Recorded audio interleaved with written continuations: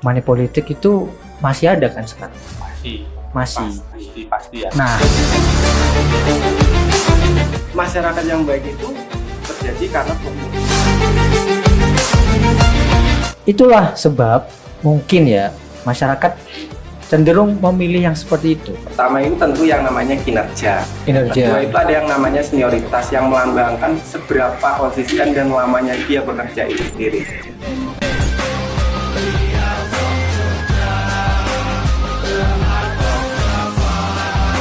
Visi dan misi nanti yang disampaikan itu, kalau bisa itu yang relate dengan keadaan sekarang. Kira-kira permasalahan apa nih Bang?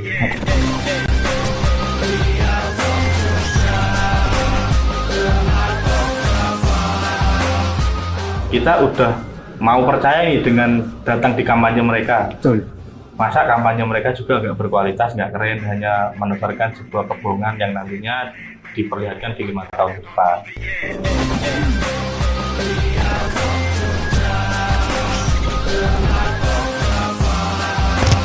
Bagaimana masyarakat sepercaya apa terhadap dia, walaupun dia adalah istri, anak dan lain-lain dari pemimpin yang sebelumnya, tetap saja yang menentukan dia jadi atau tidak adalah suara yang didapatkan.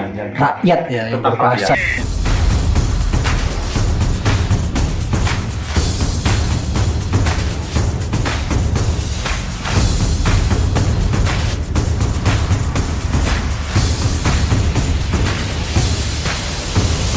Halo pemirsa, dimanapun Anda berada, berjumpa lagi dengan saya Robi dalam program Podcast Ngopi, Ngobrol yang Pasti-Pasti. Program ini diselenggarakan di Network Media Banyuwangi Net TV bersama Stikom PGRI Banyuwangi. Topik yang akan kita bahas adalah dinamika jelang Pilkada. Suara hati mahasiswa, kalian sibuk pasang muka, kami tunggu didengar.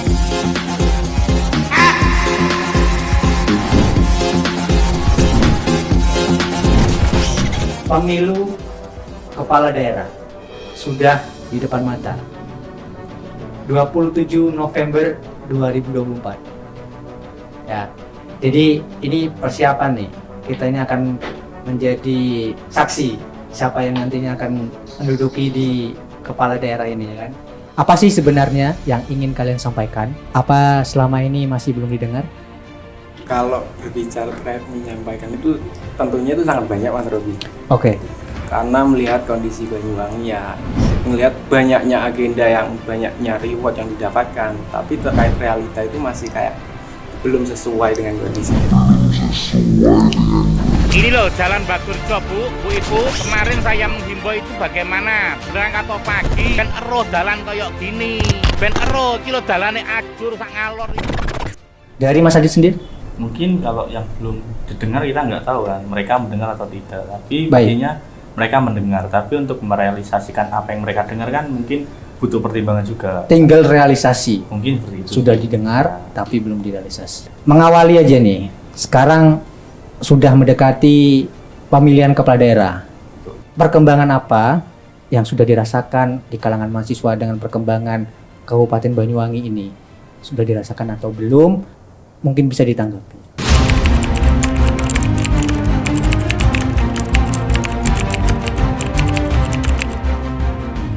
Perkembangan itu ya saya rasa itu sudah baik. Cuman Baik. sedikit itu ada ya banyak lah permasalahannya juga. Salah satunya itu ya kayak permasalahan yang masih belum kelar dalam Banyuwangi itu, salah satunya kita lihat di apa ini namanya data statistika BPS. ya. Itu tingkat pengangguran itu di Banyuwangi itu sangat melonjak. Baik. Nah, dibalik ini fenomena Banyuwangi mendapatkan reward inilah apa namanya penghargaan Dari pemerintah ya. dan sebagainya. Berarti tidak sebanding Ya, dengan realita yang ada di lapangan. Pandangan terhadap dinamika jelang pilkada untuk tahun ini bagaimana? Pandangan dari Mas Adit dan Mas Epen.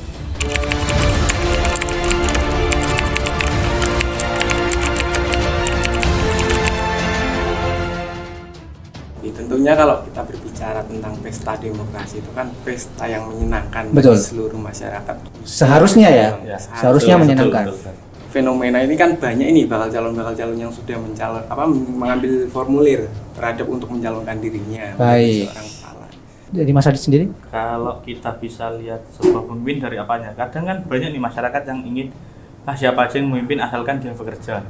Dari Betul. mana kita bisa tahu bahwasanya nantinya dia bekerja tanpa melalui ide dan gagasan. Sebagai akademisi yang ada di kampus dan seorang mahasiswa, pastinya ketika melihat sebuah pemimpin dilihat dari ide dan gagasan. Kemudian apa saja isu-isu yang menjadi perhatian mahasiswa nih terhadap pemilihan kepala daerah ini? Tentunya gini Mas Robi, berbicara tentang isu itu salah satu mungkin ya nantinya itu juga dijadikan acuan kira-kira pemimpin ini bisa nggak menangani terkait permasalahan tersebut.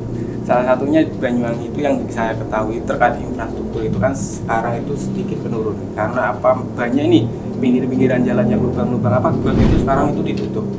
Alhasil sekarang itu kalau ada musim hujan dan sebagainya itu sering terjadi banjir.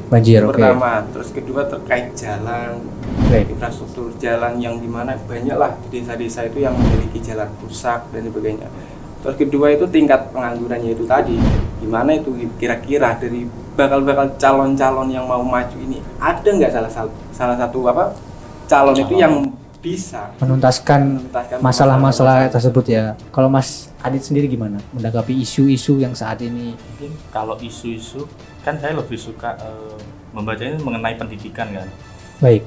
Banyak sekolah-sekolah yang kita atau BEMku itu datangi itu masih mendapatkan kekurangan mengenai fasilitas-fasilitas pendidikan.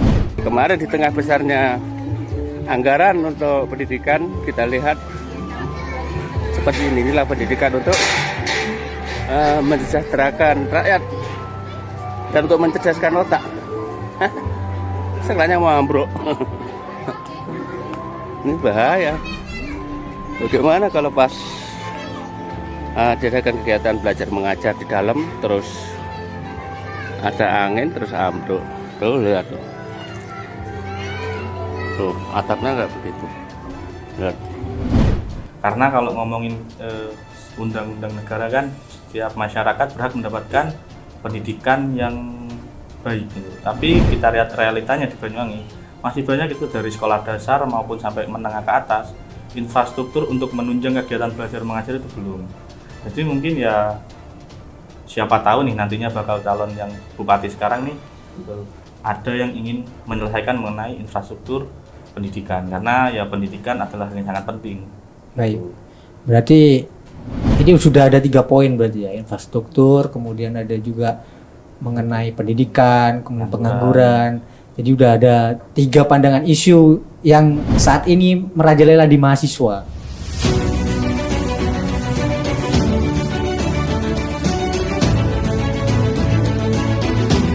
Mas Adit mau menambahkan lagi atau tidak soal isu atau mungkin ada yang bercerita soal dirinya menjadi mahasiswa, kenapa ini? Iya sih, karena ya kita lihat banyaknya kan lulusan-lulusan yang strata S1 itu masih kebingungan untuk mencari tempat kerja yang linear dengan jurusannya. Contohnya nantinya seperti saya nih yang nantinya akan menjadi lulusan dari jurusan pertanian. Pertanian. Ya, mungkin kebanyakan orang berpendapat ya udah jadi petani aja, tapi kan ya saya sebagai mahasiswa kan nggak mungkin nih, nggak mau juga kalau sekolah tinggi hanya untuk mengurus pertaniannya aja, mungkin lebih ke jenjang yang lebih tinggi dari bercocok tanam itu. Jadi kebanyakan mereka mahasiswa sekarang itu ketika ngopi ya, kita ngobrol santai-santai yang mendiskusikan hal itu, yang ditakutkannya kenapa kok ketika S1 takut nganggur, karena ketika lulus itu jarang ada pekerjaan yang relevan dengan jurusannya. Ya.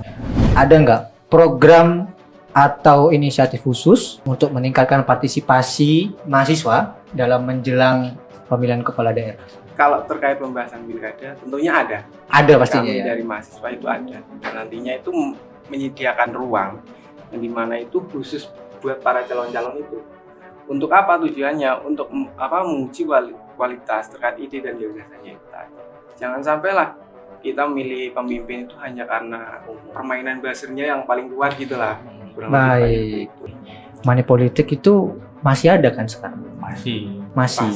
Pasti ya. Nah, itulah sebab mungkin ya masyarakat cenderung memilih yang seperti itu untuk saat ini.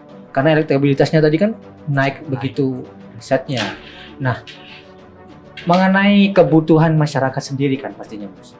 Siapa sih yang nggak pengen yang namanya uang, ya kan? Nah, ada nggak cara atau mungkin biar masyarakat ini benar-benar memilih dengan jujur tanpa harus melihat dari uangnya berapa sih? Kan kebanyakan kan seperti itu di lapangan. Uangnya berapa sih yang dikasih sama kita? Ya. Nah, ada nggak cara atau tips dari kalian berdua untuk mengedukasi masyarakat itu sendiri? Oke, kalau dari saya sendiri itu salah satunya ya dengan bentuk podcast seperti ini kan salah satu bentuk edukasi terhadap masyarakat. Betul. Karena kan nanti ini acara ini kan dipublikasi dan pastinya itu kan banyak yang melihat. Terus kedua itu ya banyak salah cara itu kan biasanya itu ada yang namanya itu edukasi politik itu melalui biasanya itu organisasi-organisasi mahasiswa yang turun advokasi kepada masyarakat dan sebagainya.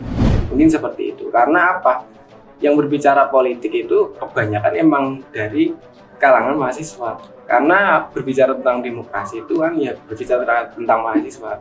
Baik, Mas Adit.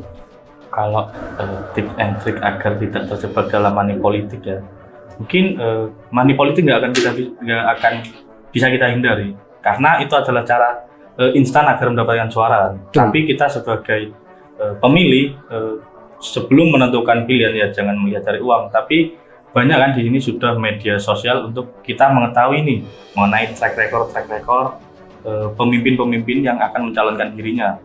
Mungkin itu bisa menjadi salah satu cara bagaimana cara kita menentukan politik. Karena ya sebagai mahasiswa pun kita nggak butuh yang namanya janji-janji yang konteksnya adalah pembodohan.